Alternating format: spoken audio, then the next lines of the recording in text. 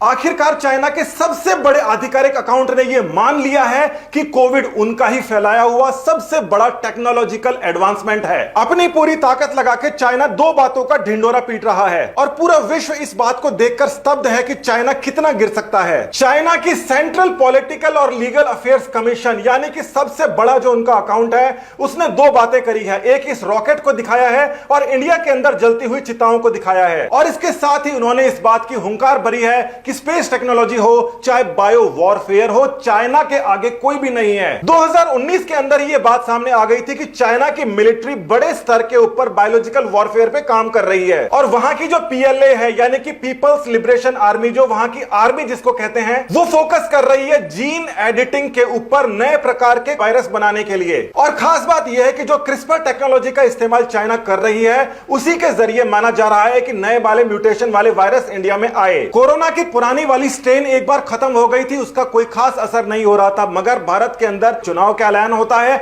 और 4 मार्च को पहली पीक शुरुआत हो जाती है, ठीक 7 दिन बाद। पूरा विश्व इस बात को लेकर हैरान है कि म्यूटेंट 1 और म्यूटेंट 2 इंडिया के अंदर आके एक साथ में डबल म्यूटेंट कैसे बने। ये जो डबल म्यूटेंट है, इसके इस प्रकार से बनने की probability rare of the rarest है नेचर के अंदर। दुनिया भर के विश्व प्रसिद्ध बायोटेक्नोलॉजिस्ट इस बात को लेकर तो सहमत हैं कि किसी भी बीमारी का म्यूटेंट बन सकता है, मगर इस बात को लेकर कोई भी सहमत नहीं है कि दो अलग अलग म्यूटेंट इतनी जल्दी किसी एक वायरस के अंदर आ जाएं, वो भी नेचर के अंदर। अब इस बात को लेकर आप सहमत हो सकते हैं कि ठीक है, चुनाव के 7 दिन बाद में पीक आनी शुरू हुई, जब पहली बार सिम्टम आते हैं 7 दिन बाद, मगर इस बात को आप लेकर कैसे सहमत होंगे कि ये म्यूटेशन, ये लिंकेज कहां से शुरुआत हुई। और ये लीजिए वो खबर जो बताती है कि वेस्ट बंगाल से लीनिएज नई वाली शुरू हुई ठीक 7 दिन बाद, जो rarest of the rarest of the rarest बात है। एक नए प्रकार की लीनिएज B1618 बंगाल के अंदर शुरू हो जाती है, जिसकी वजह से पूरे इंडिया में त्राही त्राही बच जाती है। पूरे विश्व के अंदर कोरोना खत्म हो गया था, हमने देखा था कि बाकी जगह की जो पीक्स है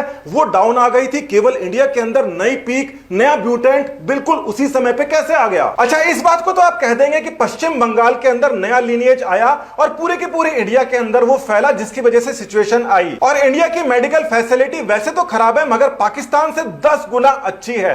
तो ये पाकिस्तान के अंदर इस समय क्या चल रहा है? पाकिस्तान में थोड़ा सा बीमार हो जाता है, इंडिया आता है मेडिकल वीजा लगा के, मगर पाकिस्तान के अंदर ये नया वाला स्ट्रेन कोई तबाही नहीं मचा रहा, जैसे वहां पर इसका कोई फर्क ही नहीं है। और हाल ही की एक पुरानी खबर सामने आ जाती है कि चाइना की वुहान लैब ने पाकिस्तान के साथ में मिलकर कोविड ऑपरेशन किया था।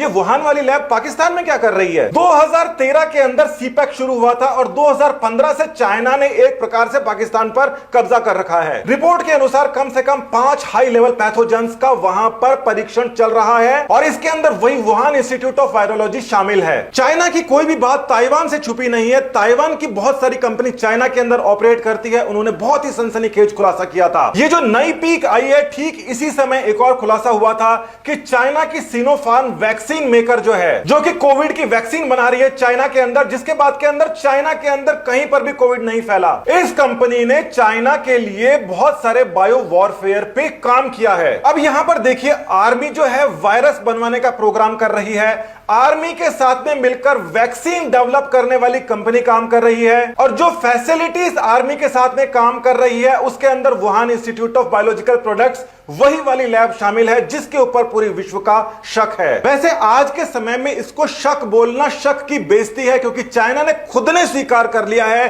कि ये दोनों उसके टेक्नोलॉजिकल एडवांसमेंट्स हैं। अभी 5 ही मिनट पहले खबर आई है न्यूयॉर्क पोस्ट के अंदर कि चाइना ने ये जो ऐलान किया था इसको हटा लिया है, क्योंकि पूरा विश्व उसके खिलाफ लामबंद हो रहा है। जहां पर पूरा विश्व भारत की मदद कर रहा है, मदद की तरफ हाथ बढ़ा रहा है, वहां पर चाइना ने भी इस प्रकार का एक ऐलान तो किया था। चाइना के प्रेसिडेंट ने इंडिया को लेटर लिख के कहा कि आपकी हर संभव मदद की जाएगी, बताइए आपको क्या चाहिए। और इंडिया के मीडिया के खास तबके ने इस बात को बहुत जोरों शोरों से उठाया था कि देखिए, चाइना ने ऐसा कुछ नहीं किया है, चाइना बेदाग है, वो तो हमारी मदद करना चाह रहा है। मगर ये भी देख लीजिए, इंडिया ने कहा कि हमें ऑक्सीजन चाहिए, हमें मेडिकल इक्विपमेंट चाहिए, लेंगे और ये सारे के सारे हम पैसे दे के लेंगे।